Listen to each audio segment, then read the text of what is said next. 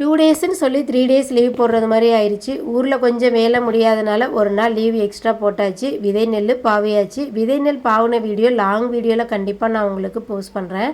இடையில நிறைய வீடியோஸ் எடுக்கணும் அப்படின்னு தான் நினச்சிருந்தேன். சன்வி பாப்பா ஃபோனை கீழே போட்டதுனால ஃபோன் கொஞ்சம் சர்வீஸ் பண்ணுறது மாதிரி ஆயிடுச்சு. அதனால என்னால் நிறைய வீடியோஸ் போட முடியாத மாதிரி ஆயிடுச்சு. சனிக்கிழமை காலையில் ஊருக்கு போகலான்னு தான் பிளான். நானும் அத்தையும் 5 o'clock முழிச்சிட்டு சின்ன சின்ன வீட்டு வேலைகள் எல்லாமே முடிச்சிட்டோம். ஹஸ்பண்ட் பாலும் வாங்கிட்டு வந்திருந்தாரு. பாப்பாவுக்கு பால் ஆற்றி கொடுத்துட்டு நாங்கள் டீ மட்டும் குடிச்சிட்டு கிளம்பிடலாம் அப்படின்னு சொல்லி தான் நாங்கள் பிளான் பண்ணியிருந்தோம். அத்தை வந்து சாதம் வடித்து ரசமும் வச்சுருந்தாங்க. பாப்பாவுக்கு டிஃபன் பாக்ஸில் போட்டு எடுத்துக்கிட்டு வீட்டிலேருந்து 8 o'clockலாம் கிளம்பியாச்சு. கொஞ்சம் திங்ஸும் கொடுத்துருந்தாங்க. அதெல்லாம் பேக் பண்ணி கரெக்டாக பைக்கில் செட் பண்ணி வச்சுட்டு அத்தைக்கு பாய் சொல்லி கிளம்பியாச்சு.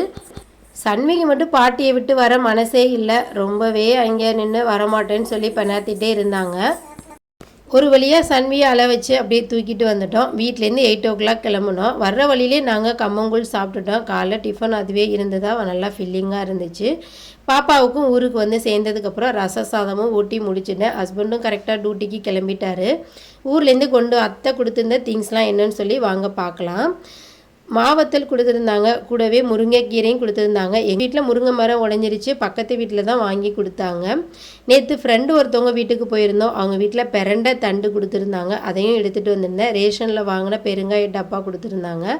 அது இல்லாமல் அத்தைக்கு சந்தையில் கொஞ்சம் காய் வாங்கிட்டு வந்திருந்தாங்க. கொத்தவரங்காய், தட்டங்காய், கேரட்லாம் அதுலேயும் அத்தை கொஞ்சம் கொஞ்சம் கொடுத்துருந்தாங்க. அது இல்லாமல் ரேஷனில் போட்டிருந்த இட்லி அரிசியும் கொஞ்சம் எடுத்துகிட்டு வந்தேன். என்னோடய வீடியோஸ் விலாக்லாம் உங்களுக்கு பிடிச்சிருந்ததுன்னா என்னோடய சேனலை சப்ஸ்கிரைப் பண்ணி சப்போர்ட் பண்ணுங்கள். இந்த வீடியோ பிடிச்சிருந்ததுன்னா லைக் பண்ணுங்கள். தேங்க்யூ ஃபார் வாட்சிங்.